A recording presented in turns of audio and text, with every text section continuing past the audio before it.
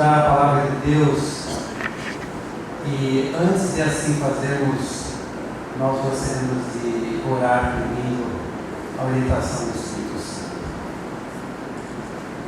Grandioso Deus e Pai, aqui estamos nós mais uma vez diante da Sua presença, para que possamos ouvir a Tua voz, Senhor. Que Teu Espírito fale poderosamente aos corações agora, ao ser aberta a Sua palavra. Nós pedimos em nome de Jesus. Irmãos, quando nós falamos aqui da frente, uma coisa bonita, interessante, é maravilhoso. Mas quando a palavra de Deus é aberta, é o próprio Deus falando para você. Nós vamos assim fazer. Abra sua Bíblia em 1 Reis, capítulo 18. 1 Reis 18.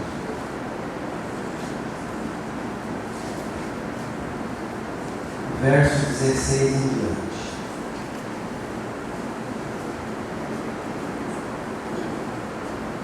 Então foi Obadias encontrar-se com Acabe e lhe anunciou, e foi Acabe encontrar-se com Elias. E sucedeu que, vendo Acabe e Elias, disse-lhe Acabe: És tu o perturbador de Israel? Então disse ele: Eu não tenho perturbado a Israel, mas tu e a tua casa e a casa do teu pai, porque deixastes os mandamentos do Senhor e seguistes os Baalins. Agora, pois, envia, ajunta a mim todo Israel no Monte Carmelo, como também os 450 profetas de Baal e os 400 profetas de Acera, que comem da mesa de Jezabel. Então enviou Acabe os mensageiros a todos os filhos de Israel, ajuntou os profetas no Monte Carmelo. Então Elias se chegou a todo o povo e disse: Até quando cocheareis entre dois pensamentos? Se o Senhor é Deus, segui, e se Baal, segui. Porém o povo não lhe respondeu nada. Então disse Elias ao povo: Só eu fiquei por profeta do Senhor, e os profetas de Baal são 450 homens. Deem-nos, pois, 2 bezerros, e eles escolhem para si um dos bezerros, e o dividam em pedaços, e o ponham sobre a lenha. Porém, não lhe metam fogo, e eu prepararei outro bezerro, e porei sobre a lenha, e não lhe meterei fogo. Então invocai o nome do vosso Deus, eu invocarei o nome do Senhor. E a dizer que o Deus que respondeu por fogo, esse será Deus.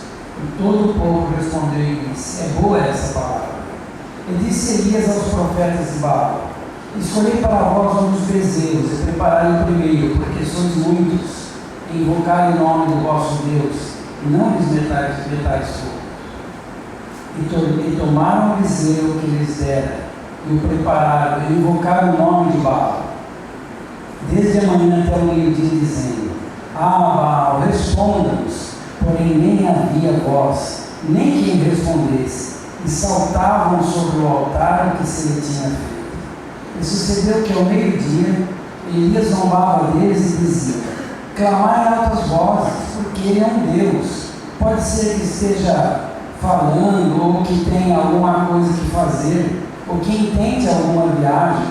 Porventura dorme e despertará. E eles clamavam a grandes vozes, e retalhavam com facas e com lancetas o corpo, conforme o seu costume, até derramarem sangue sobre si. E sucedeu que, passado o meio-dia, profetizaram eles, até que a oferta de manjar se oferecesse, porém não havia voz, nem resposta, nem atenção alguma. Então Elias disse ao povo: Chegai-vos a mim. E todo o povo se chegou a ele, e reparou o altar do Senhor que estava quebrado. E Elias tomou 12 pedras, conforme o número das tribos dos filhos de Jacó, ao qual veio a palavra do Senhor, dizendo: Israel será o teu nome. E com aquelas pedras edificou o altar em nome do Senhor. Depois fez um rego em redor do altar, segundo a largura de 2 medidas de semente.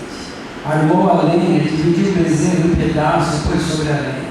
E disse: enchei de água 4 cântaros, derramai sobre o holocausto, até sobre a lenha. E disse: fazei segunda vez, e eu fizeram. Disse ainda: fazei a terceira, e eu fizeram. De maneira que a água corria ao redor do altar, e assim até o meio encheu de água. Sucedeu, pois, que oferecendo-se a oferta de manjares, o profeta Elias chegou e disse: ó Senhor Deus de Abraão, de Isaque e de Israel, manifeste-se hoje que tu és Deus em Israel, que eu sou teu servo, e que conforme a tua palavra fiz todas essas coisas. Responde-me, Senhor, responde, para que esse povo conheça que tu, Senhor, és Deus, e que tu fizesses tornar o teu coração para trás. Então caiu o fogo do Senhor e consumiu o holocausto, e a lenha, e as pedras, e o pó, e ainda lambeu a água que estava no rio. O que vendo todo o povo caiu sobre o seu rosto e disse: só o Senhor é Deus, só o Senhor é Deus. E Elias lhe disse: lançai mão dos profetas de Baal, que nenhum deles escape. E lançaram mão deles, e Elias os fez descer ao ribeiro de Quizon, e ali os matou a todos. Irmãos, nós estamos trazendo essa mensagem para a igreja hoje. É uma mensagem muito forte. Eu gostaria que você prestasse bastante atenção em cada detalhe. E nós vamos ver que o tema dessa mensagem é: vai fazer chover fogo do céu. Eu gosto muito desse episódio de Elias no Monte Carmelo. Um filósofo francês chamado Blaise Pascal disse, a partir da declaração de outros teólogos, o seguinte: há um profundo formato de Deus no coração de cada homem, um vazio que só Deus pode preencher através do seu Filho Jesus e do Espírito Santo. Isso, meus amados, é uma verdade absoluta. O ser humano vive em busca de um preenchimento do vazio. E normalmente ele procura preencher esse vazio criando situações, com aquisições caríssimas, estudando filosofias, fazendo viagens internacionais, praticando esportes, adquirindo vícios, experimentando religiões populares, ou fazendo qualquer coisa que possa preencher esse espaço. Mas tudo em vão. Ninguém consegue ficar satisfeito com coisa alguma, porque o vazio tem o formato de Deus, e só Deus pode preencher esse formato. Nós já nascemos assim. Fomos criados por Ele e a sua semelhança. E o sublime propósito da nossa existência é adorar. Nós somos como altares de adoração. Fomos criados para oferecer a Deus um sacrifício agradável, um culto racional. Abra sua Bíblia em Romanos, capítulo 12, por favor. Romanos 12, verso 1.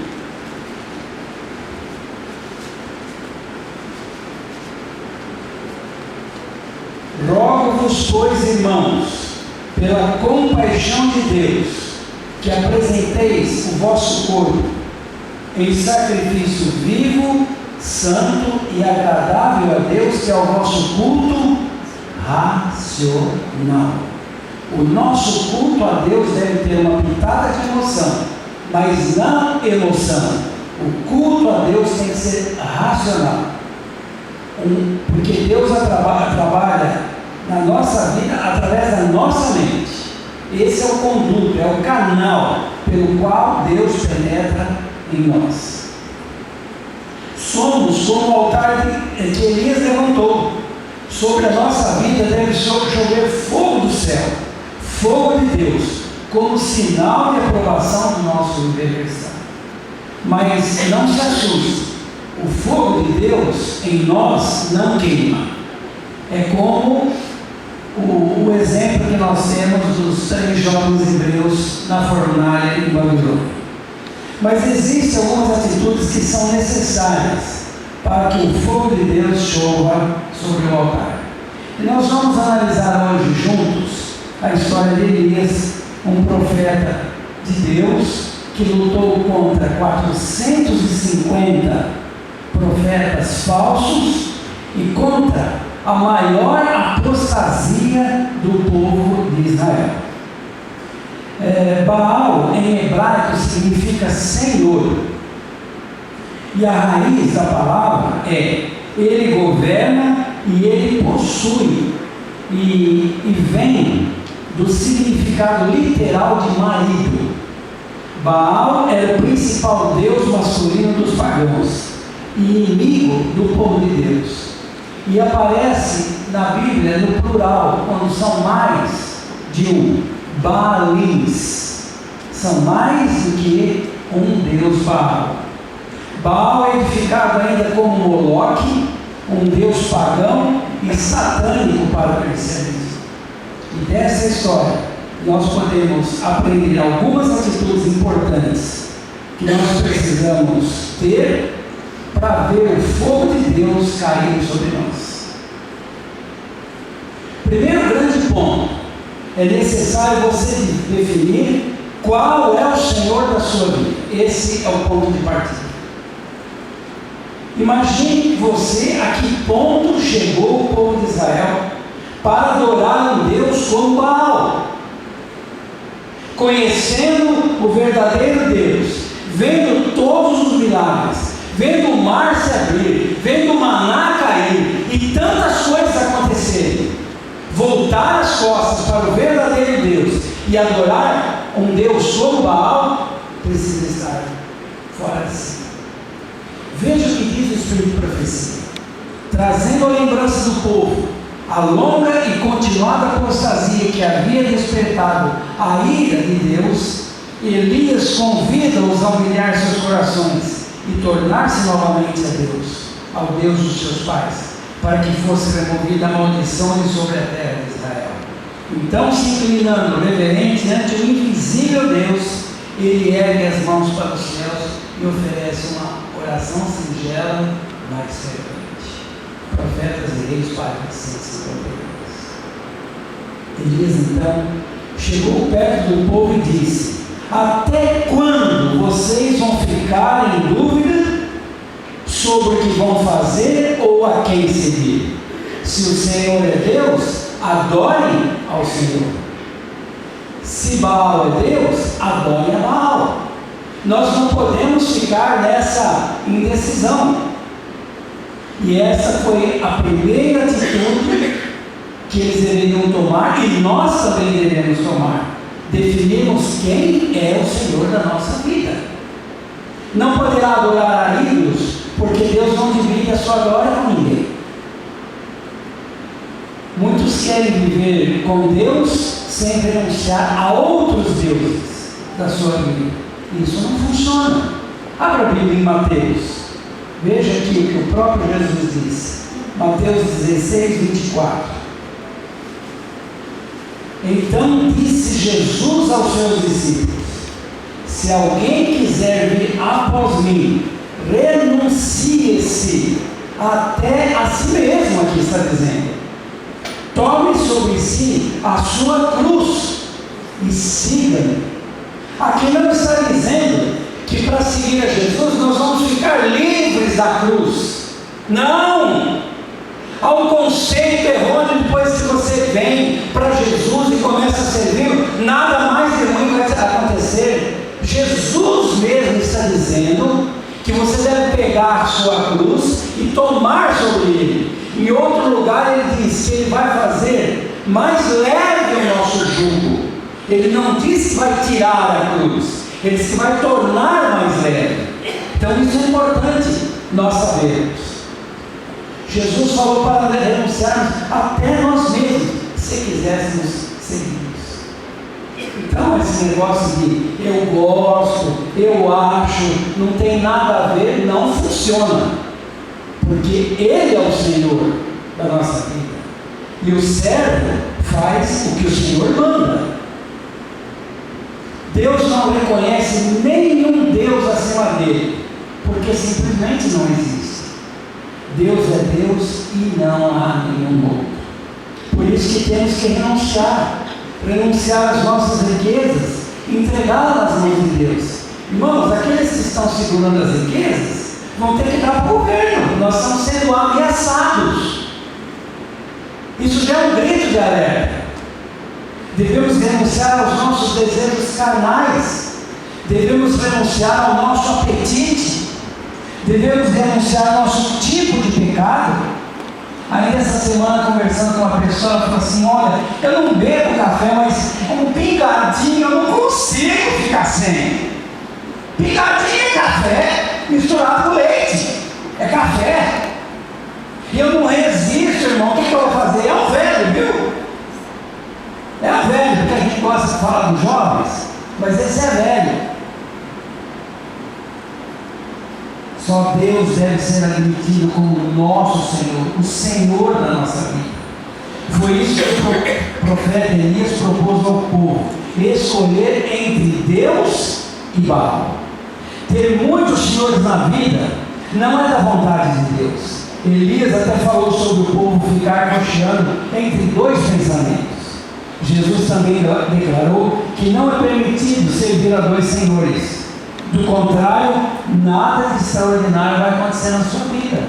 Eu ouço irmãos, mas assim, em quantidade. Vinha a mim, irmão, o que eu faço? Nada acontece na minha vida, tudo está errado. Alguma coisa tem que estar sendo revisto. Não sou eu que vou dizer. Eu fiz um sermão esses dias, até passei para os meus amigos Cauê e Lidiane: examinar a nós mesmos. Nós temos que examinar a nós mesmos, para saber como que as coisas estão funcionando. Irmão querido, você quer ver o fogo do céu cair sobre a sua vida, aquecendo a sua alma, aprovando o seu viver de sacrifício e entrega? Você quer ver a bênção para a sua família? Então defina quem é o Senhor da sua vida. Esse é o primeiro grande ponto. Quem é o Senhor da sua vida? O Senhor da sua vida é a moda? O Senhor da sua vida é a Rede Globo? O Senhor da sua vida é o seu emprego? O Senhor da sua vida é a sua faculdade? É a sua namorada? É o seu namorado? Quem é o Senhor da sua vida? Você deve definir, não sou eu. Segundo, você deve escolher o cordeiro certo. Profetas e Reis, página 144, diz: o Carmelo dominava a vasta extensão do país. Suas elevações eram visíveis de muitos lugares do reino. Ao sopé do monte havia vantajosos pontos, de onde se podia ver muito do que se passava em cima. Deus havia sido assinaladamente desonrado pelo culto idólatra que se realizava sobre a copa florida de suas ladeiras íngremes arborizadas. E Elias escolheu essa elevação como lugar mais visível para a manifestação do poder de Deus e a vindicação da honra ao seu nome. Elias, depois de muito preparo, entra em ação e diz: agora tragam 2 bezerros. Que os profetas de Baal matem um deles, cortem em pedaços e coloquem em cima da lenha, mas ainda não ponham fogo. Eu farei a mesma coisa com o outro animal. Os olhos humanos, por si só, têm a capacidade de reconhecer o bezerro do agrado de Deus. Sem a guia do Espírito Santo, nós andamos desorientados e facilmente nós somos levados pelo engano. João Batista, guiado pelo Espírito Santo, apontou para Jesus e disse: eis aí, vamos falar todos juntos, o Cordeiro. Quem é que tira o pecado do mundo? É o Cordeiro de Deus, é o próprio Jesus Cristo. Lá em João 1,29, nós devemos olhar só para Jesus. Ele é o Cordeiro de Deus que foi despedaçado, foi moído por nossas transgressões e levantado na cruz pelas nossas culpas. Isaías capítulo 53. Jesus é o Cordeiro, nós somos o altar. Altar, irmãos, não funciona sem Cordeiro, e é sobre esse altar que está Jesus que o fogo do céu desceu. Muitas vezes temos tanto e não temos nada. É somente graças ao Cordeiro que há fogo de Deus no altar. E a terceira atitude a ser aprendida: você deve desejar o fogo de Deus.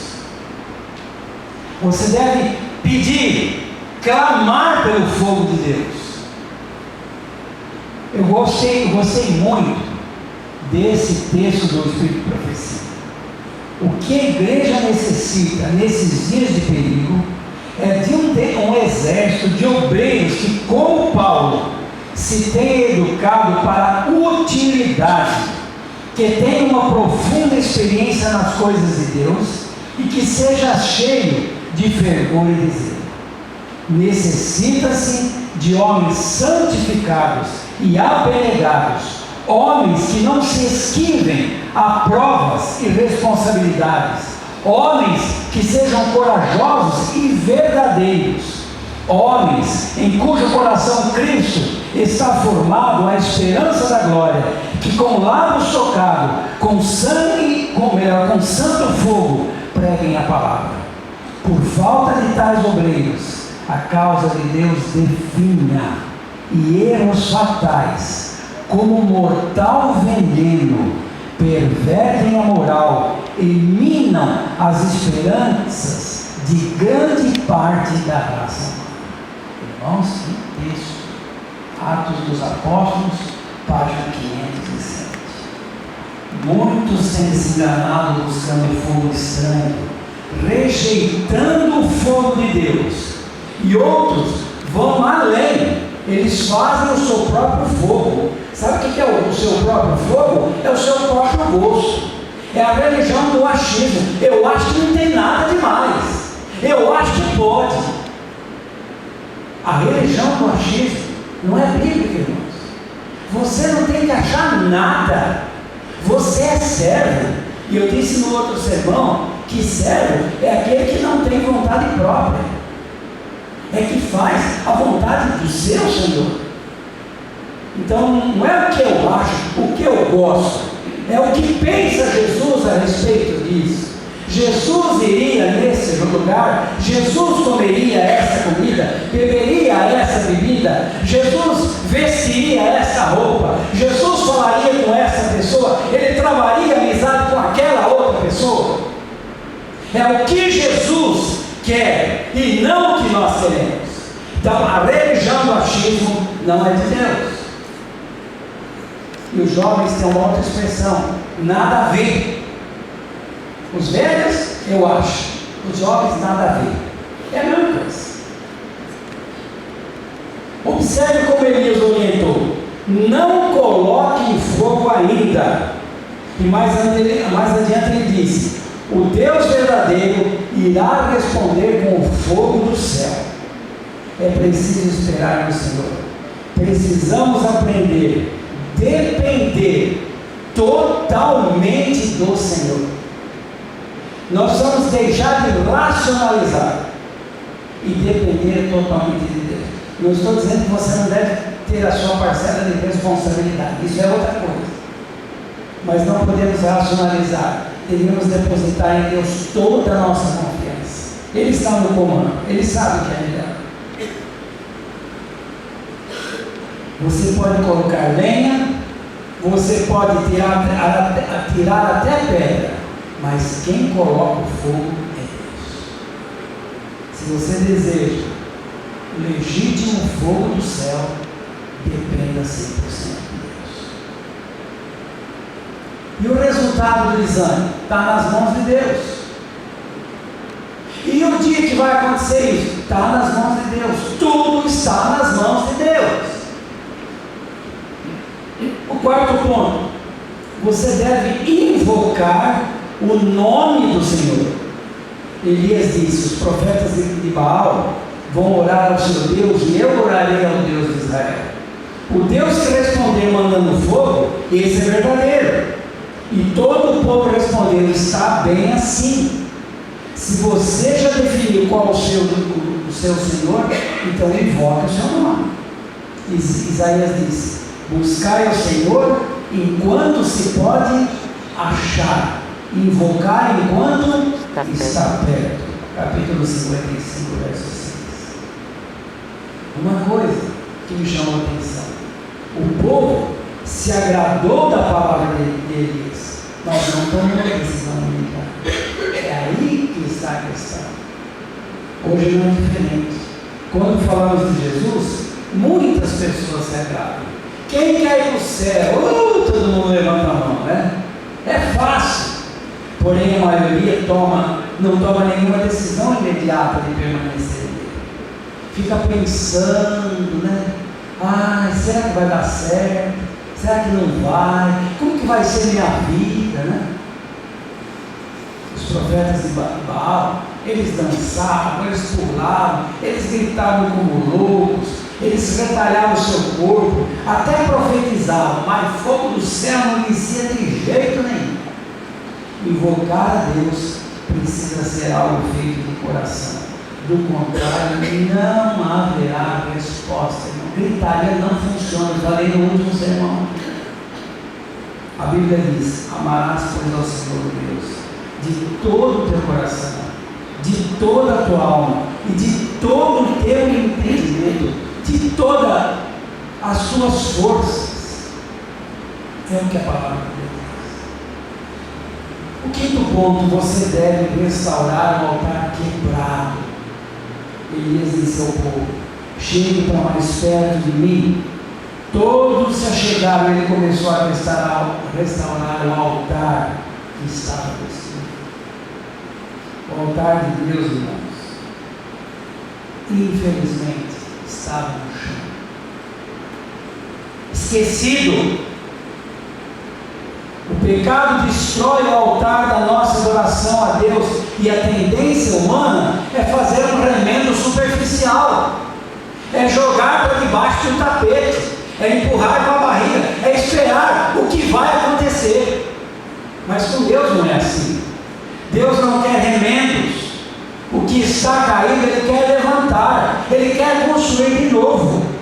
Talvez exista em sua vida algo de Deus que esteja derrubado ou destruído por causa do pecado, e você ainda não se deu conta. Peça ao Espírito Santo que te revele onde está o defeito do altar do seu coração, porque altar defeituoso não pode abrigar a Cordeiro de Deus e, consequentemente, não virá fogo do céu. Você deve trabalhar pela restauração do altar que está quebrado, e hoje ele é representado principalmente pelo culto familiar, a adoração de Deus em nossos lares.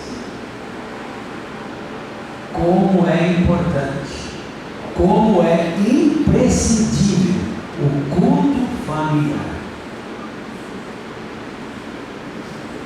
Olha o que o livro Orientação da Criança, página 519 diz: o culto familiar é o altar de Deus e não deve ser negligenciado, nem governado pelas circunstâncias. Hoje não deu para fazer. Ele é o primeiro, então tem que dar para fazer. Não deveis orar ocasionalmente, e quando tendes um grande dia de trabalho à vossa frente, negligenciar a oração. Assim fazendo, levais os vossos filhos a considerar a oração como se fosse sem importância. O sexto ponto: você deve cercar o altar com água. Pode parecer estranho, mas é água mesmo. Em seguida ele ordenou que colocasse lenha no altar, cortasse o bezerro em pedaços e pusesse em cima da lenha e dissesse: olha, traga aqui 4 jarras com água, derrame sobre o altar a ser sacrificado e derrame sobre a lenha também. Eles fizeram o que Elias estava ordenando, e ele disse: façam de novo. Eles obedeceram. Façam pela terceira vez, disse Elias, e eles tornaram a obedecer. E a água escorreu no altar e encheu até a parede. Jesus disse: aquele que beber da água que eu lhe der, nunca mais terá sede. Porque a água que eu lhe der se fará nele uma fonte de água que salte para a vida eterna. João 4,14. A água, irmãos, é Jesus. Ela simboliza também a palavra de Deus. E você precisa se encharcar de Jesus e das palavras de Deus, se fortalecer, se edificar nelas e firmar na verdade. Não é só uma coisa: ai que maravilha, agora vai ser assim, e no outro dia o fogo acabou. O fogo, a chama do nosso coração, irmãos, ela precisa estar acesa constantemente. Mas para a chama permanecer acesa, ela precisa ser alimentada. E nós alimentamos com o estudo da Bíblia, com a oração, com o testemunho e com a frequência dos cultos da igreja. Porque se você não vem na igreja, como que você vai crescer na fé? A Bíblia diz que a fé vem pelo ouvir. E ouvir o quê? A palavra de Deus. Se você fica ouvindo outras coisas, né, não vou nem falar, você não vai ter fé. Você pode até ter fé, mas uma fé assim, né, Jaqueline? Raquítica, né? Fraquinha, uma fé anêmica. E Deus não quer, irmãos, que nós tenhamos uma fé anêmica. Deus nos quer dar força, quer dar coragem, porque nós naturalmente não temos isso. Tem que vir de Deus. Quantas vezes você está desanimado ali, né? De repente você lê um salmo, você lê um trecho, você lê a meditação, ou um telefonema, uma palavra de amiga, né? Um recadinho ali no inbox, você já se anima. O fogo, irmãos, precisa estar permanentemente aceso em nossos corações. Nós precisamos beber constantemente dessa água. Assim como ele mencionou na primeira parte, o maná caía todas as manhãs. Assim devemos buscar a Jesus todas as manhãs. E o último ponto: seja você um servo de Deus. Quando chegou a hora do sacrifício da tarde, o profeta Elias chegou perto do altar e falou assim: ó Senhor Deus de Abraão. Imagina a eloquência da voz de Elias. Eu fiquei conjecturando isso daí essa semana, quando preparávamos esse sermão. Ó Senhor Deus de Abraão, de Isaque e de Jacó, te suplico agora que prove que és o Deus de Israel, que eu sou teu servo e que fiz tudo isso de acordo com a tua ordem. Responda-me, ó Senhor, responda-me, para que este povo saiba que tu és o único Deus verdadeiro e estás trazendo esse povo de volta para os teus braços. Elias levou o povo ao reconhecimento que Deus é o mesmo ontem, hoje e sempre, e que pertence só a Ele. Elias, ele era apenas servo. Elias não era operador de milagres. O operador de milagres é o Senhor. Ele declarou: sou teu servo, eu fiz conforme o Senhor me mandou. Por essas atitudes resultou que caiu fogo do Senhor e consumiu o holocausto, a lenha, as pedras, o pó, e ainda lambeu a água que estava no mar. E o povo caiu em si e disse: só o Senhor é Deus, só o Senhor é Deus. Deu certo o trabalho? Sim. Exigiu renúncias? Também. Mas o resultado foi extraordinário, porque choveu fogo sobre o altar. Elias falava com autoridade no nome do verdadeiro Deus de Israel. Veja o que diz mais ainda no Espírito de Profecia. A ordem foi dada por alguém que parecia estar na presença de Deus de Israel. E Acabe obedeceu a ele pronto, como se o profeta fosse o monarca e o rei os súditos. Velozes mensageiros foram despachados por todo o reino, com a intimação de se reunirem com Elias os profetas de Baal a Astarote.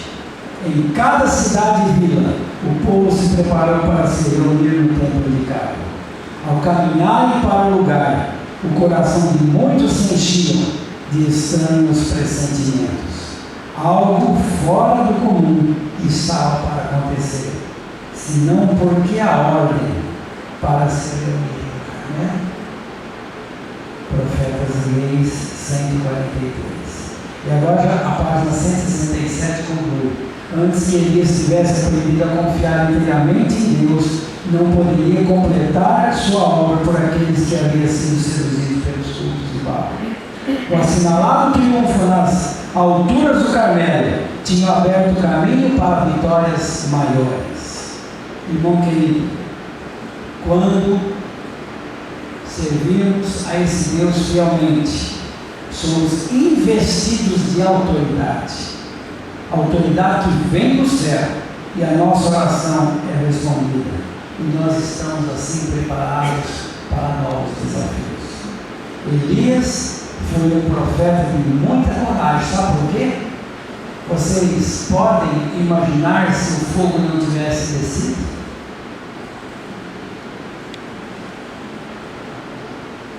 Raciocina do lado oposto agora.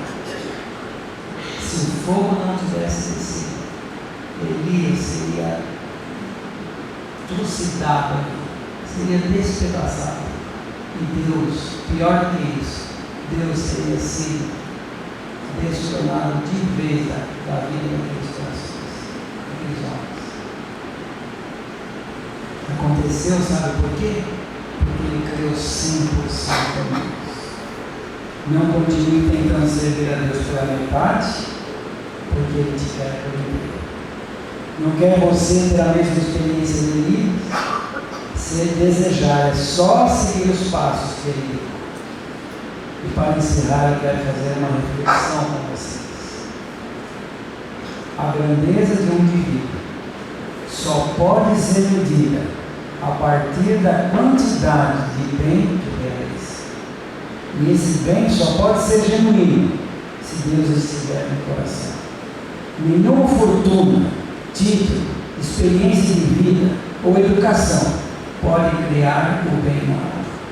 Ele é um dom, uma graça da presença divina naquele que a convida para morar com a gente. A alma é renovada, as forças interiores refeitas para melhor, as intenções e desejos realinhados de acordo com o modelo de si. Um coração assim habitado jamais será derrotado. Se tudo parece escuro, não tema. Se não vejo por onde vou, confio.